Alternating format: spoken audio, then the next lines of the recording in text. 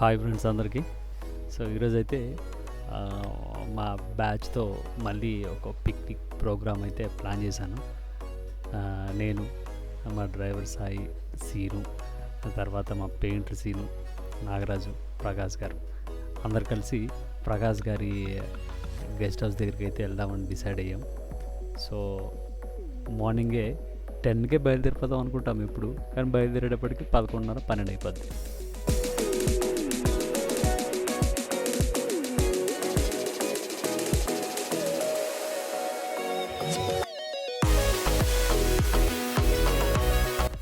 Last time కూడా ఇలాగే plan చేసి సో ఫామ్ హౌస్ దగ్గర ఒక సపరేట్గా వంట చేసుకుంటాను. నాకైతే థ్రిల్లింగ్ ఎక్స్పీరియన్స్ చెట్ల మధ్య సపరేట్గా. ఇప్పుడు ఇంట్లో కిచెన్లో వంటలు చేసుకుని తినేదానికన్నా ఇది ఒక డిఫరెంట్ అట్మాస్ఫియర్. ఫోన్ ఉండదు, ప్రశాంతంగా ఉండొచ్చు అనే ఫీల్ చాలా హ్యాపీ అనిపిస్తుంది. ఇక్కడ పిల్లలు ఎవరో ఇప్పుడే కర్రలకు వచ్చినట్టున్నారు, కర్రలు తీసుకెళ్ళిపోతుంది, పాప ఎత్తుకోలేకపోతుంది. ఆవులు ఆవులు ఆవులు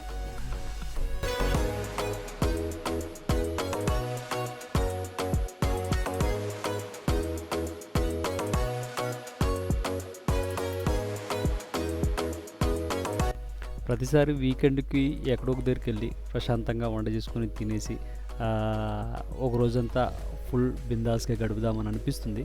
కానీ ఎందుకో ఆ సండే వచ్చిందంటే కనుక ఎక్కడ లేని పనులన్నీ తగులుతాయి. లేదంటే ప్రత్యేకంగా ఓ ఫంక్షనో, బర్త్డే పార్టీయో ఇలాంటివి ఏదో తగులుతాయి, ఫ్రెండ్స్ రమ్మంటారు. ఇలా సండే అంతా అలానే వేస్ట్ అయిపోతుంది, ఒక పీస్ఫుల్ లైఫ్ లేకుండా. ఈసారి అయితే అలా కాకూడదని గట్టిగా డిసైడ్ అయ్యి సాటర్డేనే ప్లాన్ చేసుకుని వచ్చేసాం.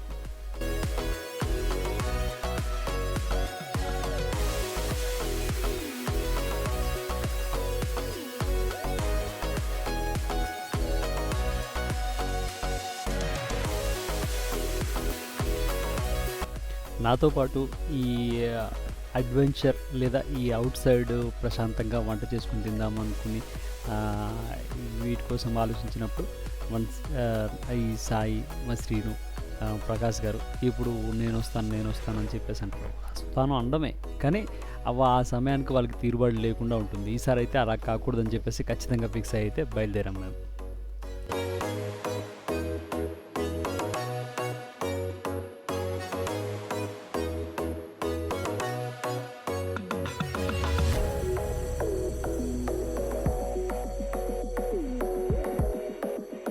ఫైనల్గా అయితే మేము రావాల్సిన డెస్టినేషన్ అయితే వచ్చేసింది.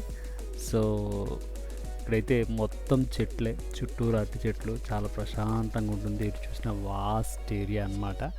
సో ఇక్కడైతే చేద్దామని డిసైడ్ అయ్యాం. ఇది మేము ఎగ్జాక్ట్గా వంట చేసుకుందాం అనేది. సీన్ గడ్ ఆల్రెడీ దిగిపోయి ఇన్స్ట్రక్షన్స్ ఇచ్చేస్తున్నాడు మాకు. సాయి ఒక కత్తి అయితే పట్టుకొస్తున్నాడు, అంటే కర్రలు గట్లా తీయడానికి. మా దగ్గర కూడా మా సీన్ గడ్ కత్తి ఉంటుంది. సో కత్తి చూసారు ఎంత షార్ప్గా ఉందో. కత్తి తగ్గేతలే. సీన్ గడ్ ఆల్రెడీ స్టార్ట్ చేశాడు కర్రలు నరకడం.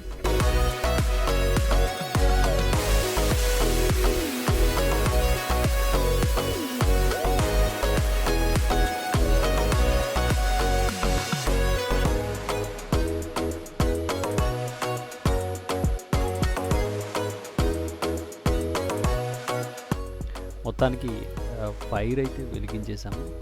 శ్రీను అగ్గి పెట్టడంలో నిమగ్నం అయిపోయాడు. మన పెయింటర్ సీన్ మాత్రం మటన్ అంతా ఒక ప్లేట్లో తీసి దాన్ని కడిగేశాడు. సో అందులో నుంచి లివర్లను వేరు చేస్తాను బాస్, లివర్ను వేరుగా కాల్చుకొని తిందామని చెప్పేసి అంటే లివర్లంతా ఒక దగ్గర పెట్టాము. సో లివర్ని కాల్చే పని నేను చూసుకున్నాను ఒక్కసారిగా.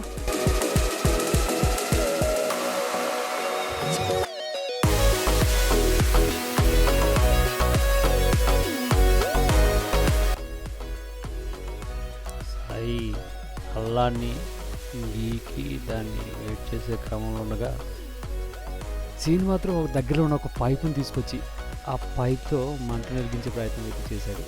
సో ఆ పైప్ నుంచి వచ్చే పొగ అయితే చాలా నీట్గా కనపడుతుంది, ఏదో ఒక కిచెన్ నుంచి వచ్చే పొగలాగా. చూడడానికి అయితే చాలా బాగా అనిపించింది. ఈలోపు కొంచెం డ్రింక్స్ బ్రేక్ అని చెప్పేసి సీన్ గారు అయితే ఒక డ్రింక్ అయితే వేసాడు. సాయి కూడా కూర్చున్నాడు. మళ్ళీ పనులు సో ముగ్గురమే అవ్వడం వల్ల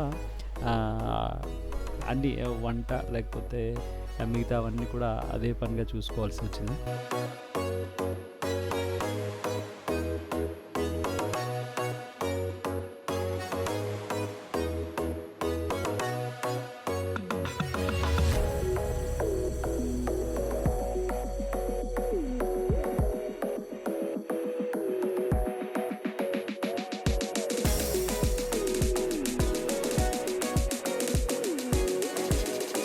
నేను మాత్రం లివర్‌లన్నీ ఒక వెదురు కర్రను ఒకటి తీసుకొని దాంట్లో గుచ్చి దాన్ని కాల్చే ప్రయత్నం చేద్దామని చెప్పేసి లివర్‌లన్నీ ఒక కర్రలో దూర్చాను. దూర్చేసి మంట దగ్గరికైతే తీసుకెళ్ళాను. సో దోరగా వేయిస్తున్నప్పుడు చిన్నప్పుడైతే ఇలాగా లివరు కాల్చి ఇచ్చేవాళ్ళు యాక్చువల్‌గా నాకు. నేను ఒక 2 సార్లు తిన్నాను. సో అదే ఎక్స్‌పీరియన్స్‌తో ఒకసారి కాలుద్దామని చెప్పేసి ట్రై అయితే చేశాను. ఫస్ట్ అయితే బాగానే వచ్చినట్టు అనిపించింది.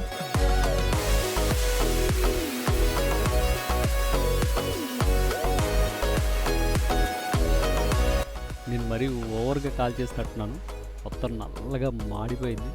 సో దాన్ని ఒక్కసారి తీస్తే నాకు అది చూడండి దేంట్లోలా కనబడుతుంది. డ్రైవర్ సీను నెక్స్ట్ మా పెయింటర్ సీన్ అయితే ఒక్కొక్కటి తిన్నారు. తిని బాగానే ఉందిలేరా అని చెప్పేసి అన్నారు.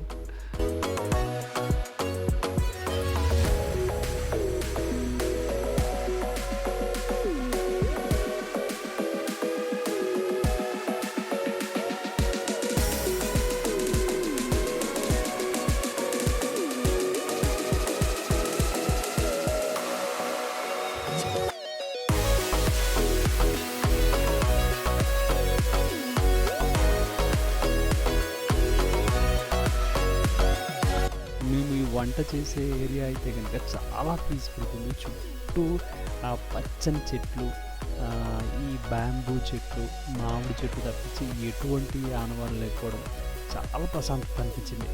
అసలు అక్కడ సిగ్నల్ ఒకటి లేకపోవడం, ఎక్కడో దూరంగా వేరే ప్రాంతంలో ఉన్నట్టు, ప్రపంచానికి దూరంగా ఉన్నట్టు అనిపించింది. ఇందాక మటన్ లివర్ కాల్చిన థ్రిల్లింగ్ ఎక్స్పీరియన్స్‌తో ఈసారి అయితే గులివిందల చేపని సేమ్ అలాగే కాల్చుదామని డిసైడ్ అయ్యి సేమ్ ఆ అప్పులోనే తీసుకొని ఒక 2 చేపలను అయితే దాంట్లో గుచ్చి ఈసారి మళ్ళీ ట్రై చేద్దామని చెప్పేసి తీసుకొని అయితే వెళ్ళాను. సో ఫస్ట్ అయితే ఆ 2 బాగానే కాలినట్టు అనిపించింది. కానీ ఫైనల్ రిజల్ట్ మాత్రం చాలా దారుణంగా వచ్చింది.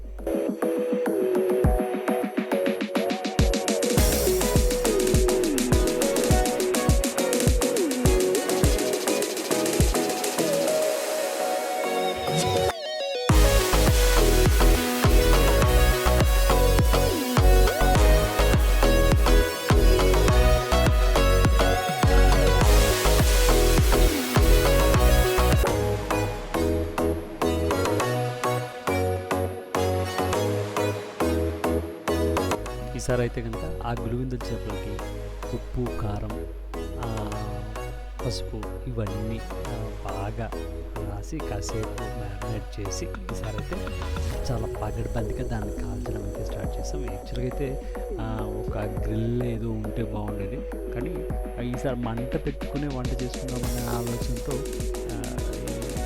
ఈ టైప్ ఆఫ్ ఫుడ్ ప్రిపేర్ చేస్తే ఎలా ఉంటుందన్న ఆలోచనతో ఇలా ట్రై చేయడం జరిగింది. పదే పదే కర్ర పుల్లల్లో పెట్టి కాల్చడం ఎందుకులే అని చెప్పేసి ఏదైతే ఆ డేక్సా ఉందో ఆ డేక్సా యొక్క పైకప్పుని పెనంలో పెట్టేసి దాంట్లోనే కాల్చడం మొదలుపెట్టాను.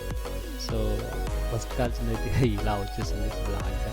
సో తర్వాత సాయి గడికి అది కొంచెం ఎక్స్పీరియన్స్ చేయడంతో కొంచెం ఆయిల్ వేసి దాని మీదకి అదొక పెనం చేసి దాని మీదే కాల్చడం మొదలుపెట్టాడు. కానీ బాగానే వచ్చినాయి.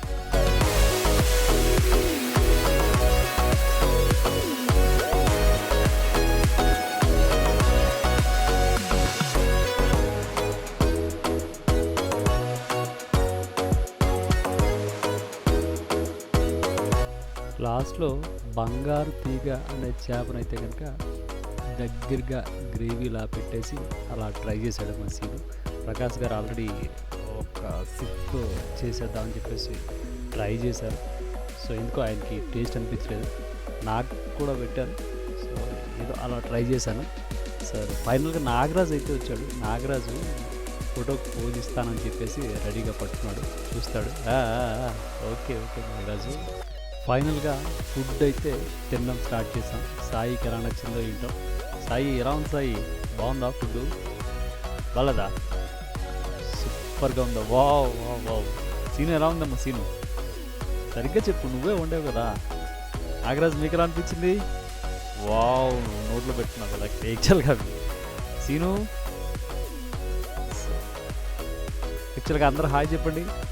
వావ్! Very good. మా టీమ్ మెంబర్స్ అందరూ మీ వ్యూవర్స్‌కి హాయ్ చెప్తున్నారు. ఏయ్! ఏయ్!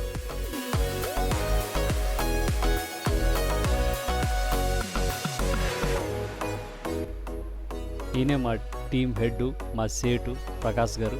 సో ఈ జరగడానికి మూల కారణం ఆయనే. సో ఫైనల్గా అయితే మా ట్రిప్ని ఫినిష్ చేసుకున్నాం. ఫినిష్ చేసుకున్న తర్వాత అలాగే పట్టుకెళ్ళాం కాబట్టి మళ్ళీ తినదరిగేలాగా అవన్నీ కడిగేసి ప్రశాంతంగా అవన్నీ ప్యాక్ చేసుకొని బ్యాక్ అయితే బయలుదేరాం. ఇది వ్యూవర్స్. సో మా ట్రిప్పుతో పాటు మీరు చూస్తున్న వాళ్ళందరికీ మీకు ఎలా అనిపించిందో కింద కామెంట్ చేయండి. Thank you for watching. Thank you. Bye bye.